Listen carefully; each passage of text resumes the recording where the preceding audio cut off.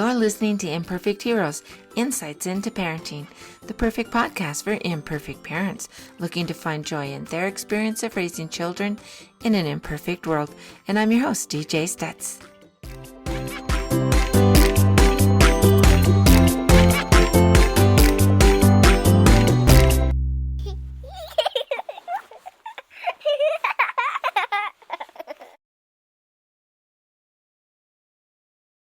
Hey everyone, thank you for joining us here at Imperfect Heroes and choosing to spend the next few minutes with us as we talk about fathers and gratitude and what's that connection there. But before we get started, of course, Christmas is coming up. I have something that might work for you. It's this amazing book, Roman is Bigger. He has bigger emotions. So he's bigger than happy. He's bigger than sad. He is bigger than silly. All of these fun things, and he's looking for vocabulary. It also has, even Ever the Teacher, a lesson plan for teachers to use in their classroom. It also has a parent page that gives you ideas on how to build vocabulary in your kiddo. So what a great Christmas present for kids, grandkids, nieces, and nephews, even for your teacher to keep in her classroom or his classroom. I always enjoyed having good books. So you can get it on Amazon, Barnes & Noble, Walmart's website even has it. All the links are in the show notes. Click there and you'll be glad you did. All right, let's get going on our show for today. My guest today is Eric Maynard, and he is really involved in the father movement and dads being involved. Eric, why don't you introduce yourself and tell us a little bit about what's going on for you? I appreciate that, DJ. Thank you for having me on. And, you know, the dad movement has become such an interesting place as a whole with parents, with dads in a whole trying to find where our footing is with the world kind of pushing us out or trying to make it seem like fathers are not really that important. And like you and I were talking a little bit, there's a gentleman that my Call with Dad show is going to be talking with that does a thing called the father effect, where he talks about the effects that fathers have when they're missing on the kids. And what we do with Call with Dads, the podcast that I'm a co-host of, and we try to discuss the topics that matter to dads, the things that show dads how to be better. We discuss all different areas, and we try to bring it into a realistic view that's going to help dads be able to raise their kids better. In today's world, there's so much out there to kind of make it hard for dads to be dads, to teach their dads how to be masculine, how to be there. And I'm not saying you have to be going to the gym every day to be masculine, but not doing some of the trendy things that are going on. I'll admit, gentle parenting is one of my biggest pet peeves, and also the let's be your kids' friends, which I've ranted on quite a few of Call with Dad's episodes about that, but gentle parenting does have a few minor areas I will agree with, in the sense of you do need to listen to what your kid's saying. You don't need to just jump to conclusions or what so have you. And because of things like that, we've also started working on bringing out a thing called Homessor, Homessor. And Homessor is a homeschooling platform allowing parents to get more involved in teaching and finding classes suited for their kids. I'm a homeschooling dad who lives in Northern Virginia, right outside of DC. And I'll tell you, between working full time, raising with my wife, my son, and my younger daughter, and also homeschooling my son right now, the one thing I've discovered is that two things really. One is dads don't have the recognition in homeschooling that we should. And it's also hard to find, wherever you are, good qualified homeschooling programs, either online, either in person, whatever it be. And we're trying to change that. There's people that all over the world that we're talking with to have them do online live courses, as well as encouraging people to come on and offer their in-person courses, if it's gardening, music, art, dance, whatever it is. And the great thing about Homessor is you don't pay a dime to register unless you're advertising on it through our directory. Other than that, you can register for a class, put in your coursework, any live class you do. You can put on there the tests that you want to have people do. So it mixes both technology and classical type of education with it being in person. Great. The one thing that I found is with homeschooling, and the reason that homeschooling is so important to us now is that it allows, for an example, my son, he is so grateful to be able to go out and enjoy nature. One of his homework assignments he just filled for Thanksgiving is write three things that you're thankful for and why.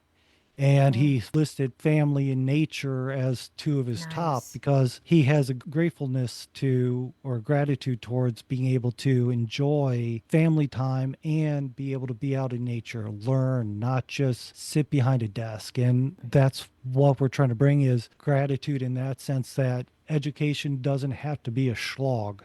It's, I mean, think about when I went to school back in the 90s, it was just, I hated school. I think Mm-hmm. the last time I enjoyed school was elementary school in the 80s, and that was short lived.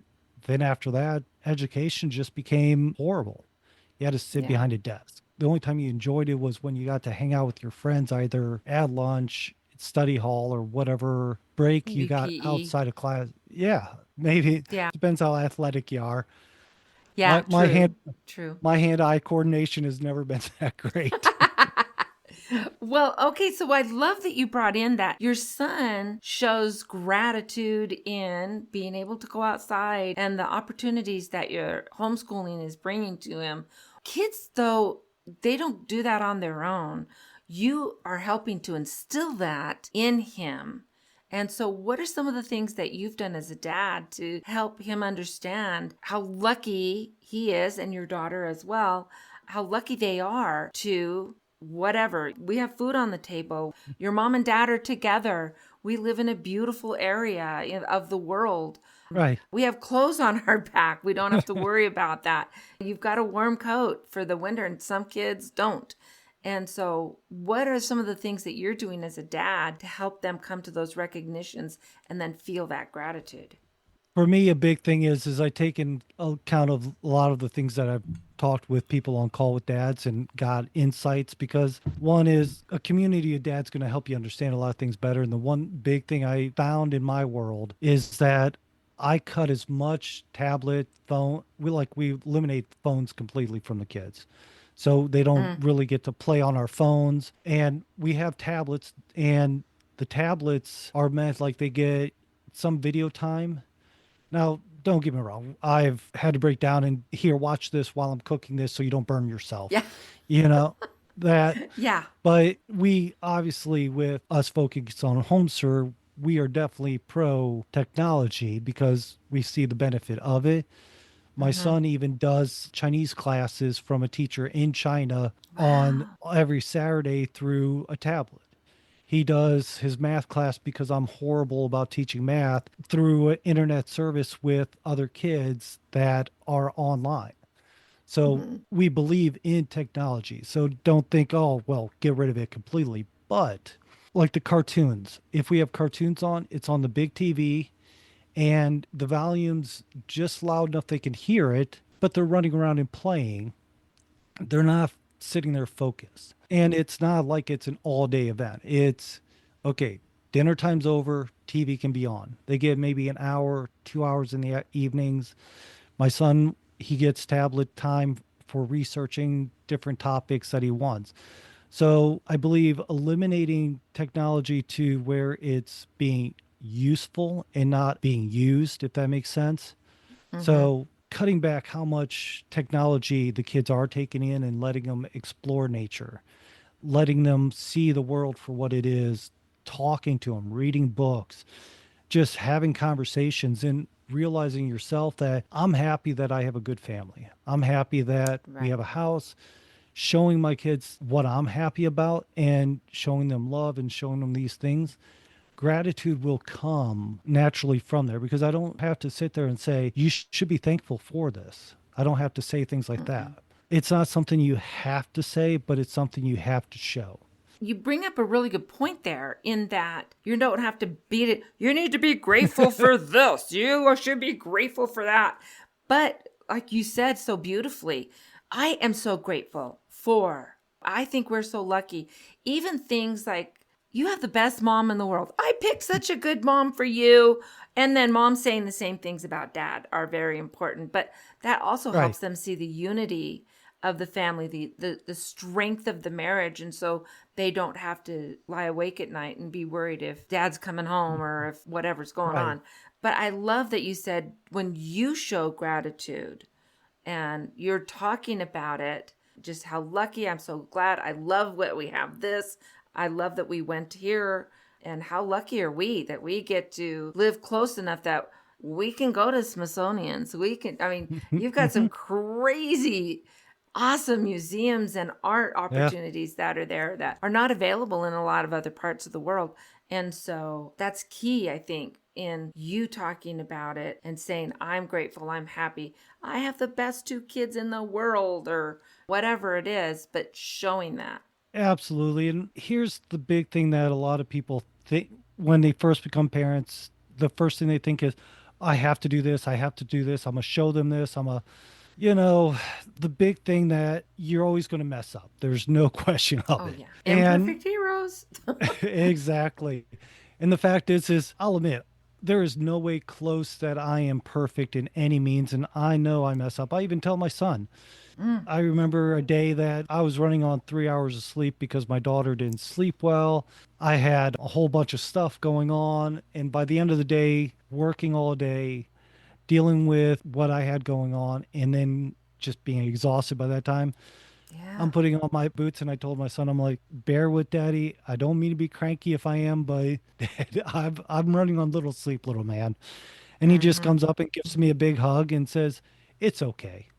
And so I couldn't help but to smile and be happy about it. And he saw I was Mm-hmm. smiling. So then he sat down and put his shoes on. And, I didn't have to tell him how happy or grateful I was that he did that. He could see, Mm-hmm. he knew, hey, dad's not having a good day. I want him to have me as his hero, but I also want him to realize that there are things that I'm not perfect at. I've shown him, hey, I can figure this out. I might not have the answer, but I can figure it out. Let's use what we have to do so. Bringing those tools, letting him see what we can do because we are able to do it. He might not realize, hey, I'm grateful for this or that or what's a have you, but later on he will sit there and realize, well, I'm very happy to have this, or I'm glad I'm able to do this. Yeah. I love doing these. And these are the things that they pick up on. They don't pick up on you sitting there saying every day, you should be thankful that you have this. Mm. All they're going to remember is, wow, my dad or my mom just constantly yelled at me about stupid stuff. Yeah. I'm- Yes. But I think there's a difference in saying you should be thankful for this or saying, aren't we lucky you have three different pair of shoes you can choose from? Which one do you want? Just a little teeny comment like that. Aren't we lucky that this happened or that we have this? And it's not beating them in, it's not a lecture. It's just those right, small, teeny comments that are made throughout their day, throughout their lives, and they pick up on those big time. right. And usually when you started at like my kid's age, my daughter is going to be turning 3 soon. My son is Oh, 6. fun. So they're still at that cute, fun, trying to beat Mm-hmm. up daddy all the time kind of stage. But my daughter is coming closer and closer to what's referred to as the age of reason, where she's Mm-hmm. able to understand more. As she's getting older, she's understanding more and more and more. So the words you use, you have to be very specific, simple words with her so that she can pick it up. But my son, at 5, 6, and beyond, they're at that stage that they understand everything you're saying unless you're trying to use big words.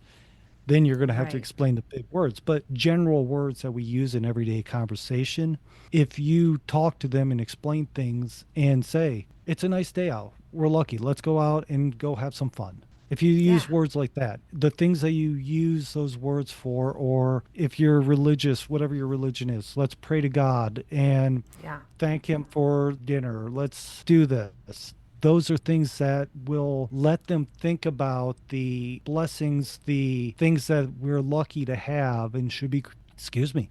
Sorry, the cat just jumped up on my lap. But the things that we're lucky to have, like obviously the family has 3 cats. My son has a collection of creatures because of Aw. him being a big nature person. He's Mm-hmm. very into having creatures. And he's even said that he's very thankful for that. So Nice. building that gratitude up, and like for me, for an example, I'm very lucky, very happy that I have the opportunity to learn from other dads the way I do, Mm. because that gives me extra knowledge. Because again, like imperfect heroes, being able to listen to what other parents, other people have to say helps us understand what we can do to be better. And Mm-hmm. for me, one of the big things I've always said is we need to be better so they can be better.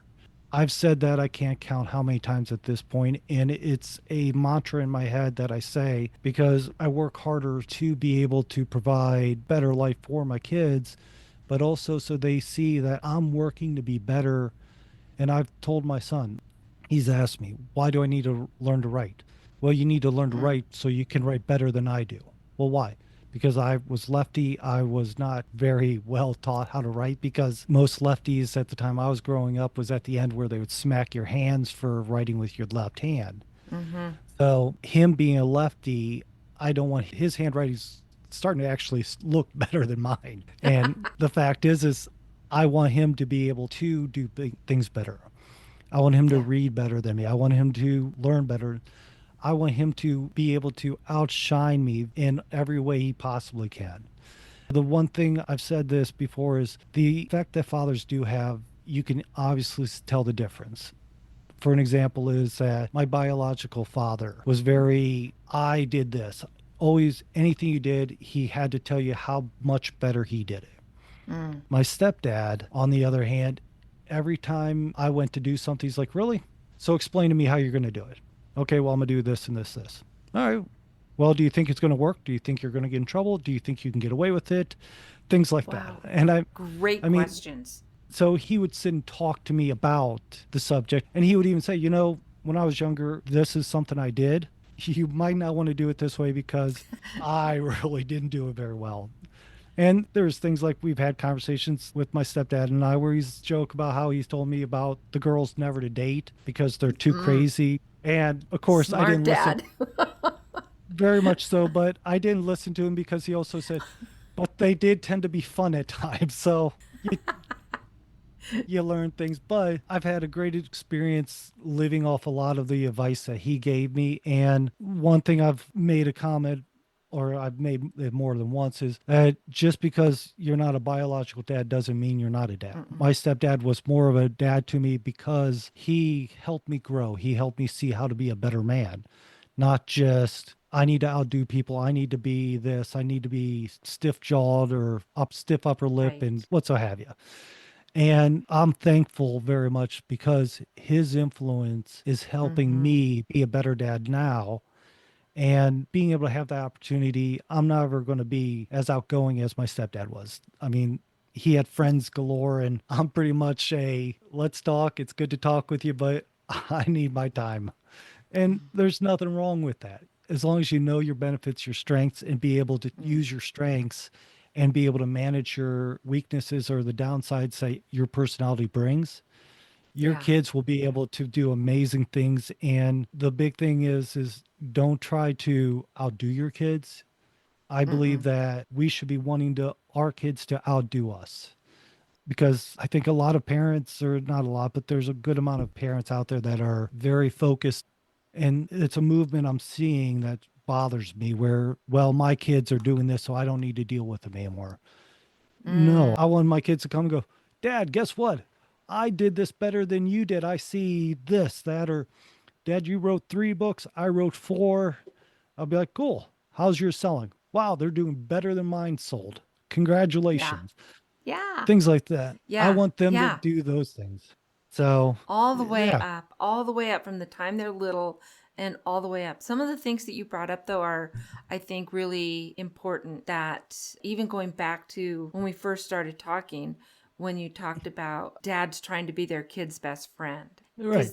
Friends are their age. They go and hang out. They do things. It doesn't mean just because you're not your child's friend doesn't mean you don't have a fabulous relationship, but it's different than that of a friend. And so you can have this loving, great, super connected relationship. That means that you're a great parent. Right. And that's wonderful to be the parent. And I think people get that confused sometimes. They think that, oh, we go fishing together, or we do this together or that together. I don't know, football fans, whatever it is that you do together. Right. And that's wonderful. But you do that as father and son, father and daughter, as a family. But you're not the friends that they hang out with. And so I think people get confused with those terms. So that's something. And then too, you mentioned being that harsh, these are the rules, this is whatever.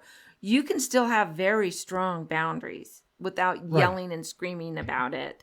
And, it's just like, yeah, no, we're not doing that. Here's some other things that you can do that fit in our values, in our family motto, in our whatever it is, in our faith. But this is just something we don't do. You don't need to scream and yell about it. You're just like, nope, not doing that. Now they may need to scream and yell about it. And it's like, yep, I can see you're mad and upset. That's fine. You can yell and cry as long as you want. When you're done, we'll talk or we'll figure something else out. We'll think something new to do. But you still have those boundaries without being that overbearing drill sergeant kind of dad. Right. If that makes sense to you. Am I resonating with you? It doesn't. There's a friend of my show that we talk to every now and then on and off the show. And his show is Dad with Mics. Great guy. Remy I enjoy every time I get a chance to talk to him and listening to his show. But in a conversation that we had with him, we discussed spanking, for an example, which is a big topic in the world. And he said that he's never spanked his kids. And I've told him that's fantastic. He's asked me, he goes, you follow a traditional parenting style. You talk to your kids. You have boundaries. You have rules. You don't let them do whatever they want. People seem to think when you say traditional parenting, you're going instantly having to spank your kid. And the fact is that's not the case. The case is I admire the people that say they've never spanked their kids because not every kid is able to do that.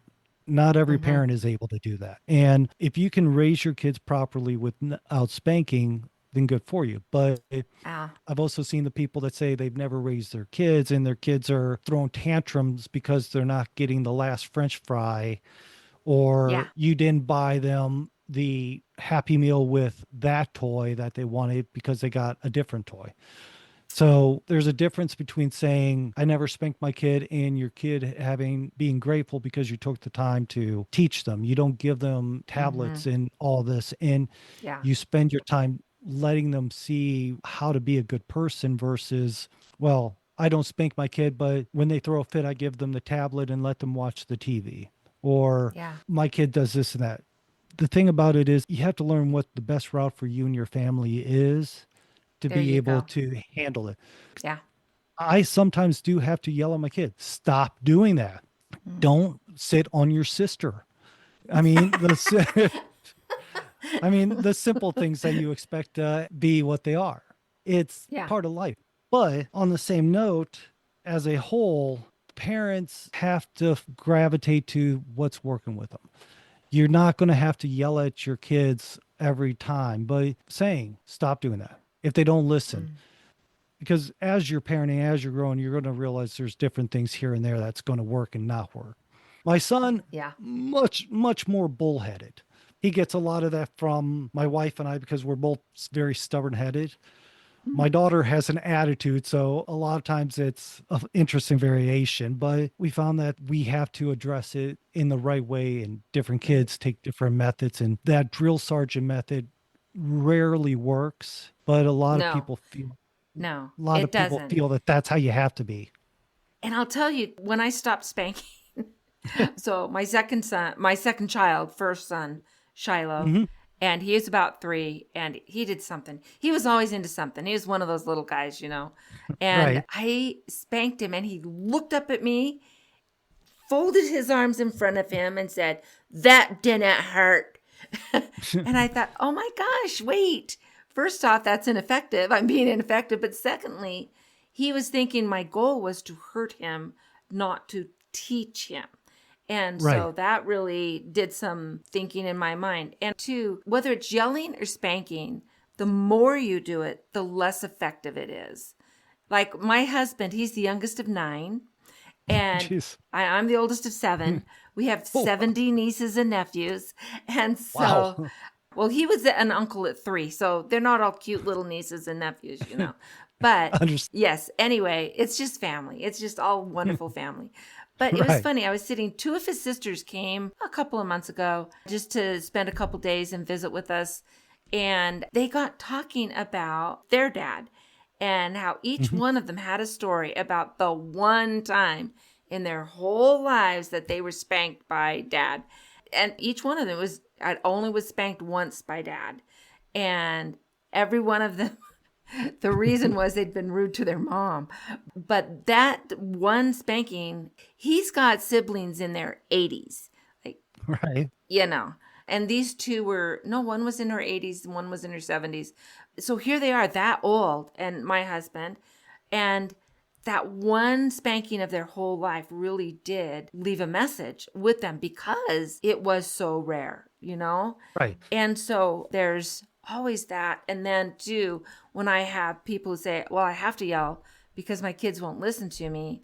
No, you have to yell because you always yell. So Right. we're going to help you with that too. So if you want it to be rare or you want them to really pay attention, like if they're running out into the street, stop, stop, stop. Well, mom always Right. yells. Why, whatever.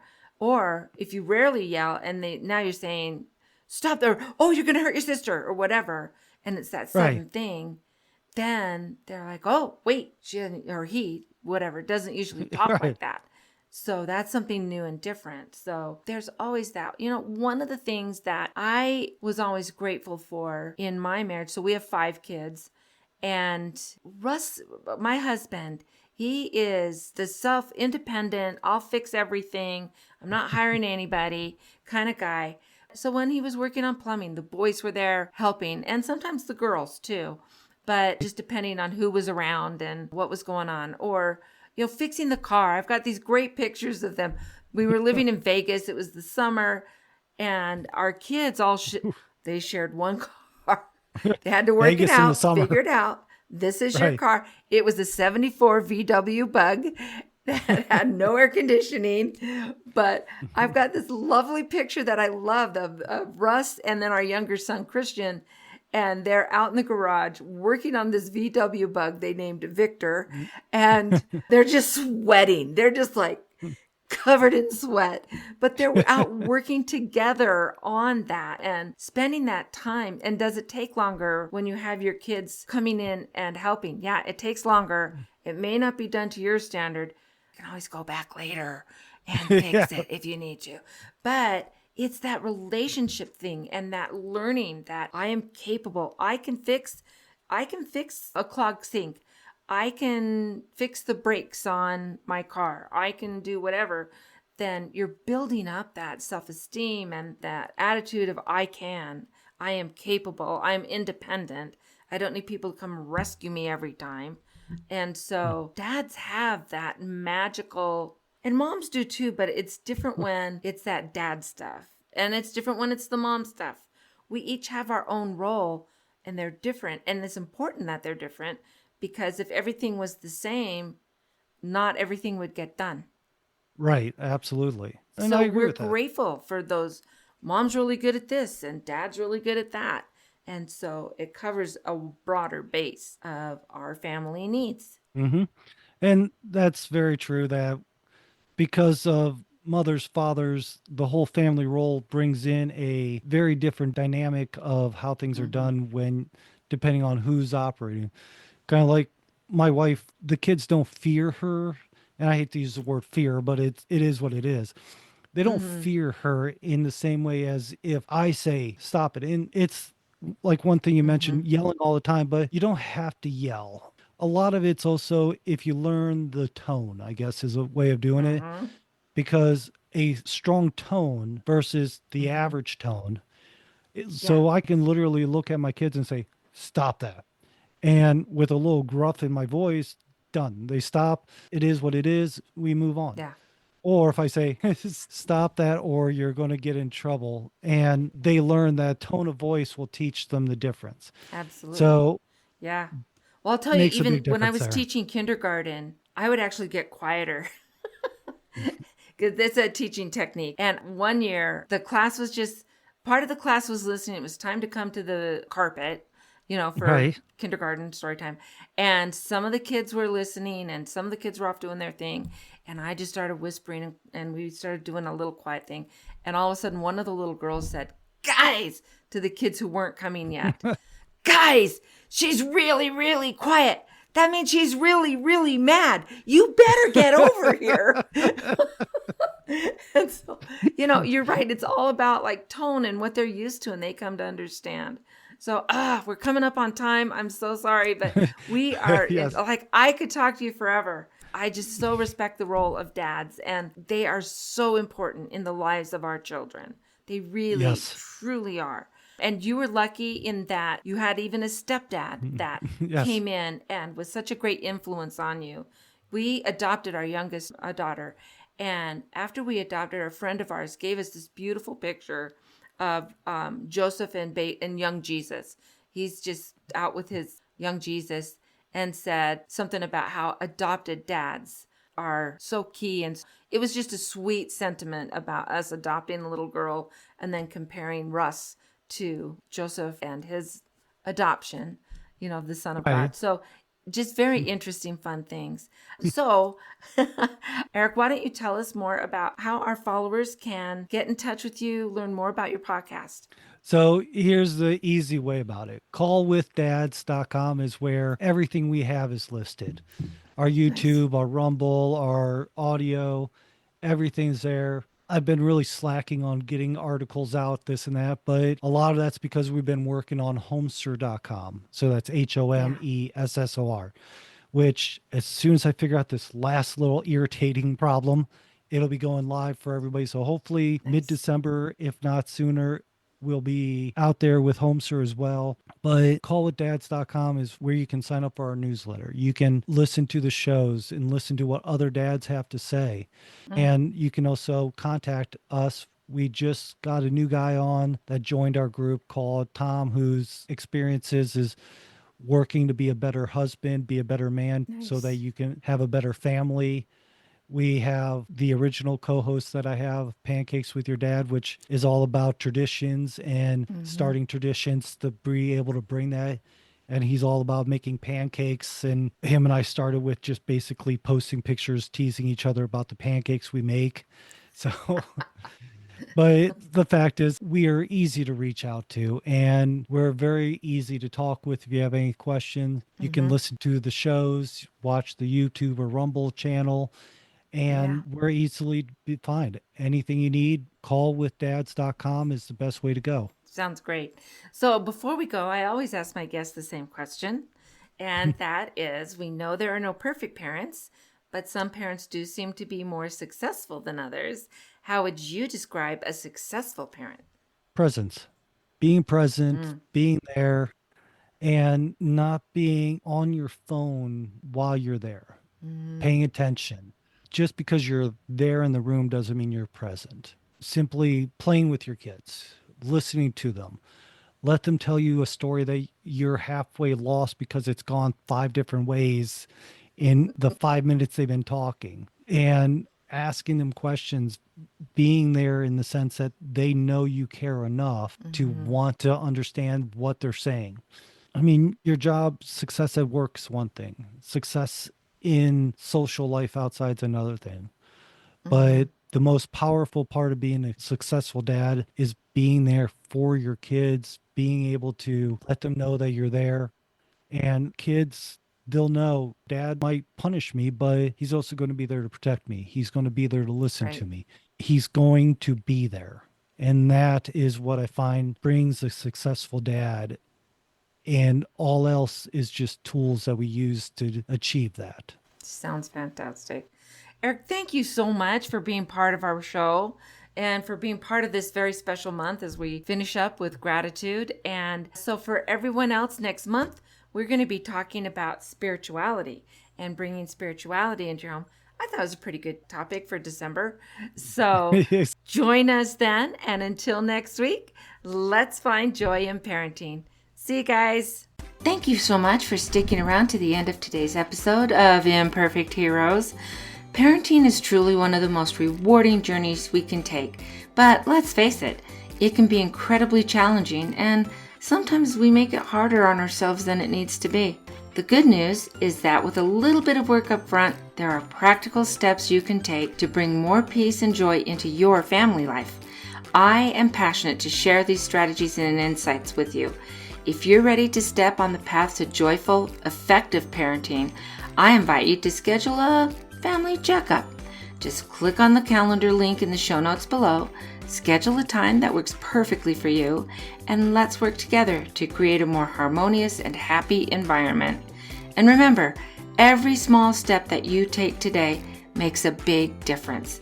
So thank you again for joining us, and until next time, let's find joy in parenting.